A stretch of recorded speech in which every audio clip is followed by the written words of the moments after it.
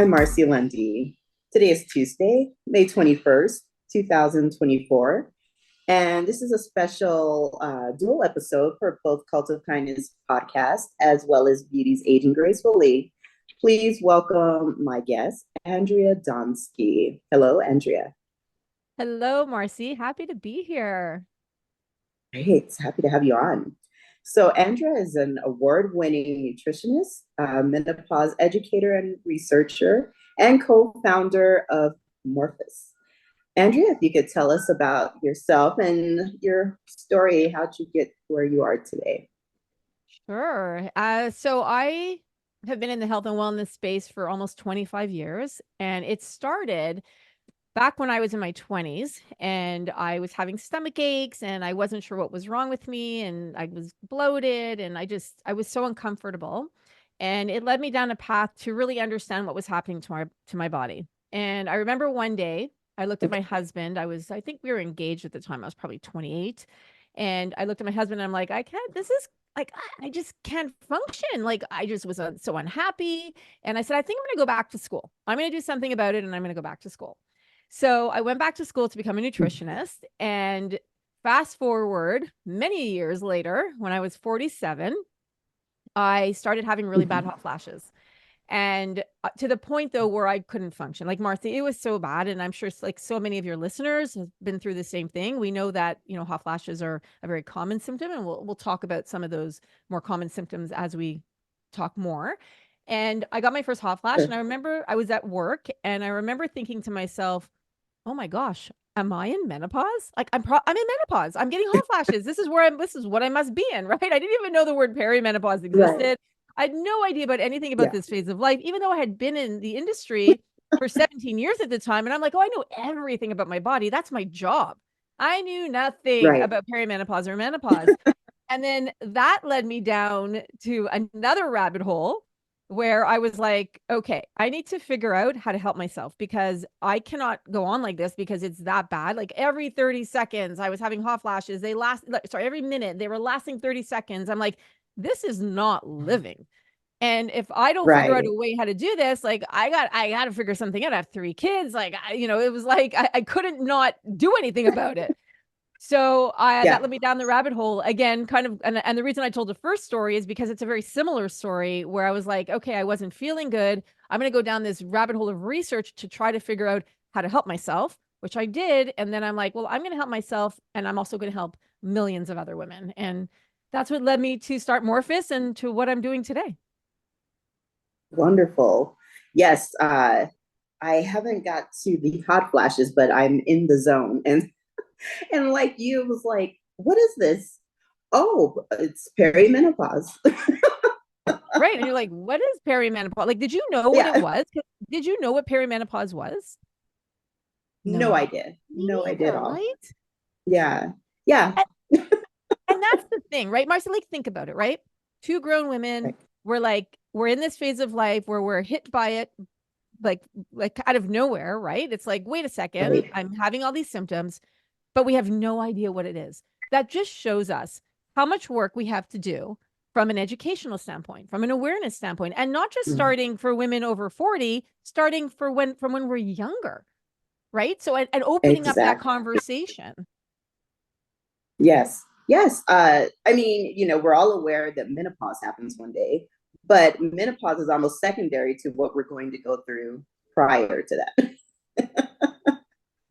And I mean, I was asking my mom, like she didn't have the same experience. And it's like, I was just frantically looking for research. So thank goodness for people like you. You're greatly appreciated because I think so many women who are Gen Xers are finding themselves in this spot, but aren't even thinking that, oh, okay, well, this is a period we're going to be going through. So I think the conversation, some women might not be comfortable because they didn't even realize they were going to be going through this. So the conversation is very necessary. If you could tell our audience about the symptoms, because they may just think, oh, I'm just going through something, but not this. Sure. So many years ago, I was just starting to get into doing the research. I didn't really have a company in perimenopause that targeted perimenopause and menopause, but I was starting to think about what was happening. So I was at a party with my husband and I met an old Right. friend, and she was telling me how she was creating an app for women in perimenopause and menopause. And I remember thinking at the time, and I asked her, I'm like, an app? Are there that many symptoms that you actually have like enough to put on an app for women? And she's like, oh, yeah, yeah. There's like 35 to 40 symptoms. And I was like, wow, that's a Wow. lot of symptoms. And the way my brain works, Marcy, is I went home that night and I was like, okay, I'm going to start tracking these 35 to 40 symptoms because I wonder how many I have. Sure. So I started looking at the Right. research and I started doing a lot of N of one research. I refer to N of one meaning my own research as to what's happening with my body. I started asking friends. I started asking my mom what she went through. And I started just doing my own research about it. And then soon enough, I was at 85 symptoms. And I'm like, wait, wait, wait. There's way more than 35 to 40. We found there were 85. And then I was like, you know what? If there are 85, there are probably more. So what I decided to do is I wanted to do some citizens research. So this is research that we get from our community. So we have 10 Okay. surveys on our website, which is amazing. So I would love your listeners to go to our website and to fill them out. It's under the research tab at the top. And because your voice matters. Like I'm always Okay. like, this is citizens research. This is our community's research. We need to hear from you. And so we Sure. created a site. My first survey ever was a signs and symptoms survey. We now have almost 5,000 responses, which is incredible. Wow. And we now know that there are over 103 symptoms from our research. So way more than the 35 to 40, way more than the 85, over 100. Oh my gosh. Yeah. And for me, it sort of started doing 2020 and 2021. So I'm just thinking, oh, it's just I'm affected by the pandemic, which I was, but this was something else going on. So it's amazing to learn that there are that many symptoms. Uh, if we could talk about women and sleeping, I know that just life causes us to have issue with that. But how is it affecting ladies in perimenopause? Sure. So we know that. So if we look at the top 10 symptoms, a couple of things I want to note, and then I'll weave it into sleep.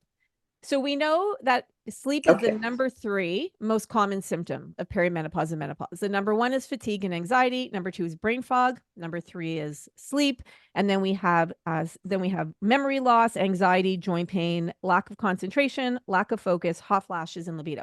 So that's kind of the top 10 list. And what's interesting about that is that we always think we equate menopause with hot flashes, which is what I did. But in reality, it's like way Right. down on the list of the top 10. So that's the first thing I want to mention. The second thing is out of that top 10, we now know from the research that we did is that 50% of our symptoms are actually cognitive slash mental health related, which was another thing that really surprised me because I was like, oh yeah, hot flashes and sleep, we're not sleeping and night sweats and all these things. They're all physical symptoms, which now we know that isn't Right. necessarily always the case, right? So a lot of it is cognitive or mental health related, but that's an important thing to do because women, if you go back to, many, many years ago, they used to equate hysteria, right? That's where the word hysterectomy came from, is that women were hysterical, right? So it makes sense that they represent a large portion, but I didn't realize it was 50% of the symptoms in the top 10. So that was another thing. So when it came to sleep, Yeah. I was like, I'm very fascinated with sleep. So I kind of joke around and I'm like, I call myself a menopause sleep hacker.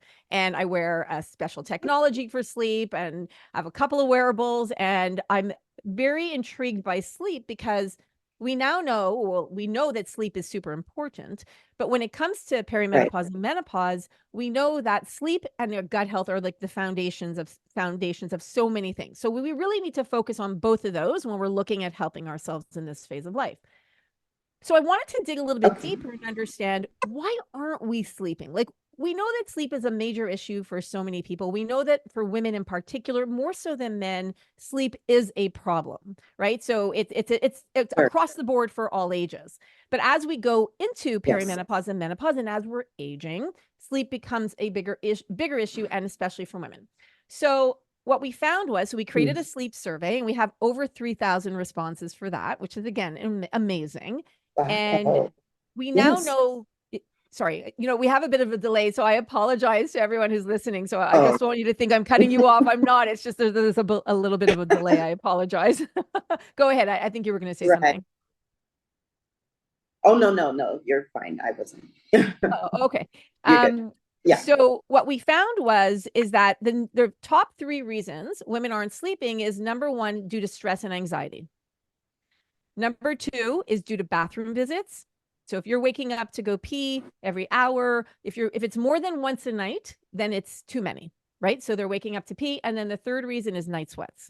And then some other reasons that we're waking up is due to pain in our body. Like if we're in pain, we are not sleeping well. That's going to affect a lot of different areas of our sleep. If our mattress and pillows aren't comfortable, you're not going to sleep well. If your room is too hot or if your room is too noisy, like, so there are a lot of different things. So women being woken up, I still have a 13-year-old at home. Sometimes she wakes me up in the middle of the night, right? So there's other reasons why we're not sleeping: sleep apnea, snoring. So, but those are the top three. And then everything else under there, many different reasons as to why we're not sleeping as well in this phase of life. Okay. Thank you so much. In regards to mood and anxiety, what happens to our moods as we go into this phase of life? So mood issues are definitely on the list. They're in the top 20 most common issues. And we all know, when I was going through perimenopause, and Marcy, I'd love to hear your story too, is my mood was all over the Mhm. place. Like I used to joke around with my family. I'd be like, okay, so I wake up in a good mood, but 5 minutes later, my mood is erratic. So I go from happy to sad to angry to whatever, all the different emotions were coming up all within like a few minutes, right? Like we've all felt that. And women have expressed them rage, feeling so much rage and anger. And, so all of these moods, and crying at, like, they're watching a comedy and all of a sudden they're crying, right? So, or their fear has taken hold, right? Like, it's like, yeah, it's definitely an interesting time. But when it comes to anxiety in particular, we know as we go into perimenopause and menopause, first of all, we're more anxious. So our research, we have another survey that we talk just about mood and anxiety. And we know that 66% of women have said that they are more stressed now and more anxious now than they were before. And the thing is that they're more anxious now and we're less able to cope with it than we were before because of all the changes are going on. So that formula makes for it really difficult for us to deal with the increased stress in our life at this time. Oh, certainly. Yes. Mine, it's so funny. I didn't realize anything was going on, but my poor husband, he was, the person that dealing with all of this, where I thought I was still being myself, and it was like, oh, something's going on, but I don't know what is. And so uh between that and, like you were saying, you're crying at a comedy, it doesn't make any sense. And so it's just like, okay, I'm not sure what's happening. But then I started seeing people like Drew Barrymore talking about it, as well as Gwyneth Paltrow. And when they were talking about the ages, then it really caused me to think, oh, okay, let me do a bit of a checklist. And sure enough, yeah, it makes sense. And for myself, I was someone who, my cycle still existed. And that was another misconception, because I was under, the belief that, oh, once my period is gone, then that's when I'm there. And it's just not true. And so, like I said, thank goodness for you. And so we can actually learn and realize what is happening. Yeah, and that's so great that you just said that, because there are so many myths that Yeah. surround this phase of life, like the being too young. I've had many women who are in their 40s and even their 50s who have been told that they're too young to be in perimenopause or menopause. And that is not true. I mean, we could start perimenopause as early as 35. I started it at 36. I had phantom smells, and that was my one of my main symptoms that I Mm-hmm. remember. And I was smelling Right. smoke, and I would ask women in my office, "Are you smelling smoke?" And they're like, "No." And I'm like, "Whoa." And I went for two MRIs, I went for tests. Nobody can figure it. I went to an ENT. Nobody can figure out what was wrong with me. And then now I Wow. only figured it out recently in the last couple of years that I was like, wait, I was in perimenopause. But no, Yeah. everyone, the specialist that I went to would be like, no, it's in your head. It's not, there's nothing going on. Like, so we can't figure it out. So it's an Mm. interesting thing that I feel that one of the bigger projects that I'm working on right now is to really help to educate healthcare providers into understanding. We just published a white paper. It's going to be on our website very shortly, a white paper on the phantom smells. Because if we could just educate the healthcare providers and the doctors and be like, listen, if a woman's coming into your office and they're presenting with phantom smells and you sent them from an MRI, you know that it's come back clear. There are no other reasons for it unless they have allergies or sinuses, or like there can be other reasons, right? So it's not Sure. always like, Yeah. oh, it's just menopause, right? So there can be definitely, so you always want to go to your doctor and get things ruled out. Always, always, always. But what we can do is prevent the incessant number of testing, right? Because you're trying to get that Mhm. answer. And then maybe you're like, well, wait, I've had several tests, everything came back negative. I don't need to go for another MRI or two to see again to figure it out. So it's just important Right. from a healthcare standpoint, but also from an education standpoint, because health anxiety is a big symptom in this phase of life where women start to worry about what's going on. So we could minimize that health anxiety saying, okay, now I understand I'm not going crazy. Or, oh, okay, I'm smelling smoke. I know it's a phantom smell. Okay, I got that. I don't have to stress about it anymore. Right. And that's all of those reasons are so important as to why we're doing this work and trying to educate women. Wonderful. That's right. The reason I'm doing a crossover episode is because this month is Women's Health Month as well as Mental Health Awareness Month. And another thing that I did not touch on was the anxiety factor. I have a pretty busy life and nothing changed. The life was still the same, flow, but I could no longer deal, and nothing had changed. I just couldn't function. And so it's amazing to learn anxiety is part of that. Oh, yeah. Anxiety could come on for a lot of women or it can be exacerbated. And for me, it Mm. was exacerbated, unfortunately, because I had had anxiety for many years of my life and it became exacerbated. But the key is this. So, we're talking about all these different symptoms, and there's so many, and, it's overwhelming. And when we're in the weeds, and I always say, I kind of use this analogy that when we're in the weeds, when we can't see out of those weeds, right? Like we're trudging along and we're trying to like deal with one symptom and then the other, and we can't function, we can't get out of bed, we can't focus, we can't concentrate. Like there are so many things that are coming into play. Once we're out of that and we figure out what we can do to take control of our symptoms and our health, and that's what a big part of what I do is how do we look at it from nutrition, lifestyle, supplements, and then there's also the hormone part of it, which is out of my lane, but that's an option too for women, right? So there are many things Sure. that we can do today that we didn't have those options many years ago. Like when my mom was going through menopause, she suffered with hot flashes for 20 years, even post menopause, right? So Oh, it's we now know there's things that you could do. But I do want to acknowledge the women who are currently going through it and being like, Andrea, I can't even think past like, good things coming to me in the future when I can't even get out of bed this morning. So it is very important for you to know that it does get better. For so many of us, it gets better. And there are beautiful things once you're in menopause. Like I've been in menopause now for 4 years. I love it. Like I feel like I'm a completely different person now than I was in my 40s. Even like 5 years yeah. ago, I'm a completely different person. So there are a lot of things to look forward to. The key is just taking control of those symptoms right now. Focus on that. That's it. Focus on that, on getting yourself to feel better. And then once you do, then you'll see so many other amazing things are going to happen and come to you. I'm so glad you said that because yes, we're dealing with this, but it is such an empowering period of life that, it's like, yes, this exists, but I wouldn't have it any other way because I feel so empowered and aware of who I am as a woman.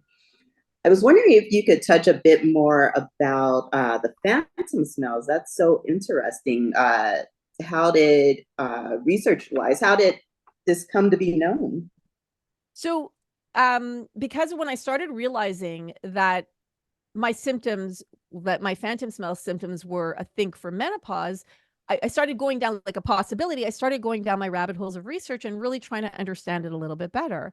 And because it's not something that's Mhm. very well known, it's a lesser common known symptom.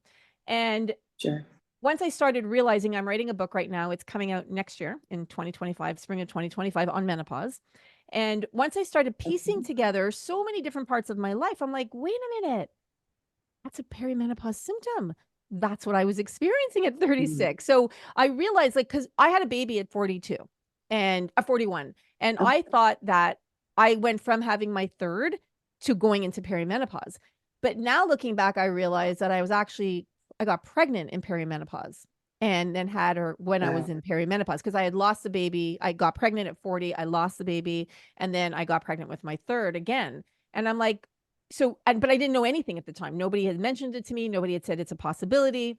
So once I started going down the research, the path of research, I was like, okay, so phantom smells, that's really interesting. Let me understand more, kind of like what we did with the sleep. Yeah. And I'm like, what Mhm. are phantom smells and what are we smelling in this phase of life versus others? So we created a survey for that too. We have over 1,000 responses for that. So again, if there are any, you want to help with our survey, please, Marcy, I'd love you to put a link below to the surveys because we are keeping them open, like You bet. ongoing. So I just want to keep analyzing it as we get more responses.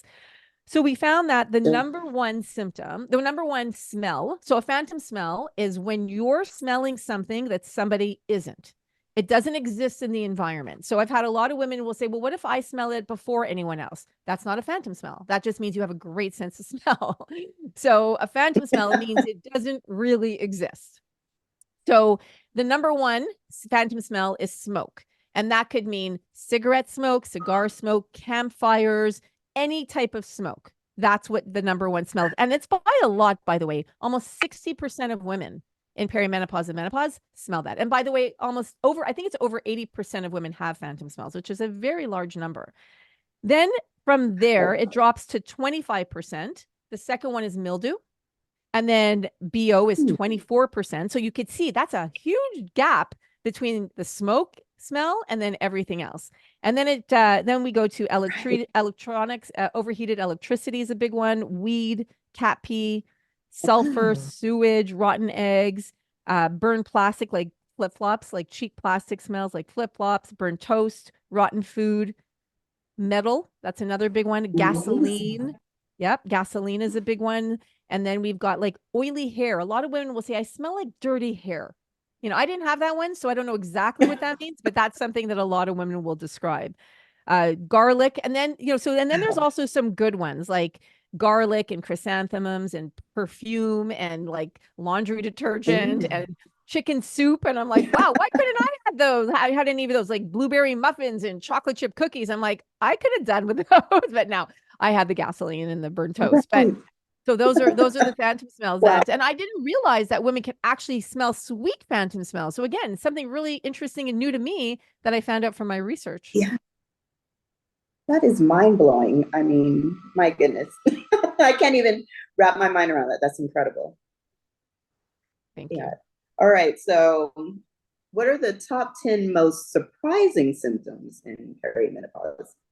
So the we'll say surprising and lesser known because I think that's an important thing to say because for me, and like they're pretty surprising, I guess. So for me, the connection between itchy ears. So a lot of women will say they have itchy ears. So itchy ears is Mm. because when estrogen levels go down, our skin becomes so estrogen keeps things plump and moist and hydrated. When estrogen starts to go down, things Right. become drier, right? Including the mucous membranes in our ears. So our ears, you might get really itchy ears. So the first thing you'll do is go to your Mm. doctor and say, my ears are itchy. Let's send you to an ENT. Be like, oh, you might have allergies, right? So you always again want to get things checked Yeah. out.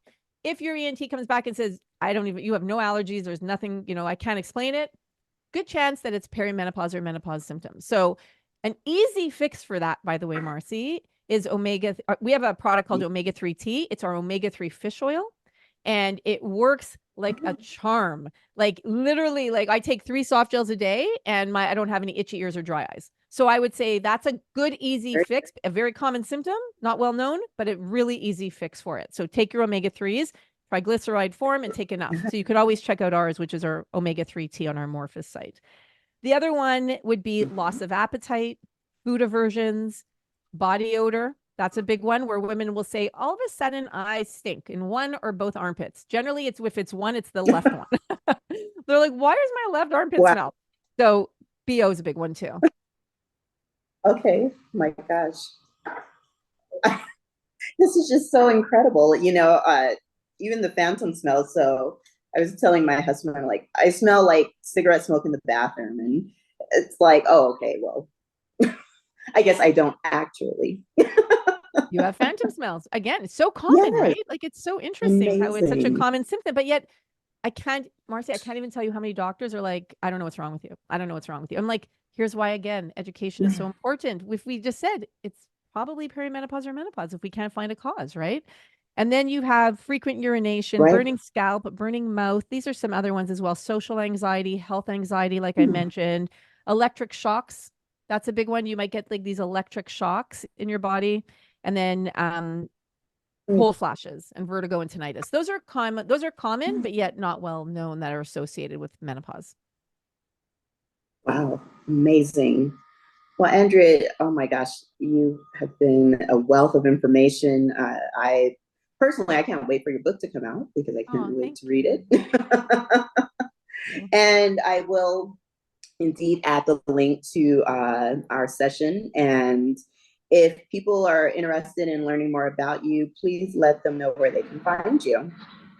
Sure. We're on all social media. I'm on TikTok, which is where I kind of tend to hang out at Andrea Donsky. And then we're also on TikTok in a little bit on We Are Morphus, but we're on Instagram at We Are Morphus, Twitter, LinkedIn, Pinterest, everywhere else. So we're in a lot of other places with the at We Are Morphous. So they can go there and then they can go to my website. So we have a whole line of amazing high quality research backed supplements that I take myself. So that's the other thing. I only have products that I take or my partner Randy takes, my business partner Randy takes. And Right. they help with a lot of the symptoms that we talked about. And that's why I wanted to launch it was because I wanted to help women in a way that I was helping myself. I found solutions and I was like, all right, I'm going to help everyone else with their symptoms as well. So they can go to my website, which is Mm. wearemorphous.com. Well, thank you so very much for being on. Thank you so much for the information. All right, everyone. I hope you've enjoyed this episode with Andrea Donsky. All right, everyone. I love you all. Take care. And thank you, Andrea. Thank you. Bye bye.